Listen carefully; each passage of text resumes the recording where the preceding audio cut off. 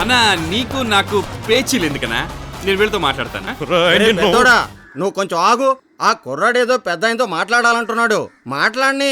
నువ్వు మాట్లాడు బాబు. నమస్తే నమస్తే నమస్కారం. పెద్దాయనా, చెప్పు బాబు. మీరు కొనాలనుకుంటున్న ఆస్తి పెద్దల ఆస్తి. ఇక ఈయనకు తమ్ముడు ఉన్నాడు, వాడొచ్చి సంతకం పెడితేనే చెల్లుతుంది. ఒకవేళ వాడొచ్చి నేను సంతకం పెట్టకుండా మీరు ఎలా కొన్నారని అడిగితే అప్పుడు ఏం చేస్తారు?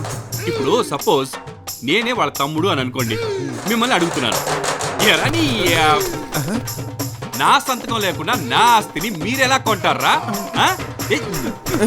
ఎలా కొంటారు? ఇదాను వీడు సంపాదించిన ఆస్తా?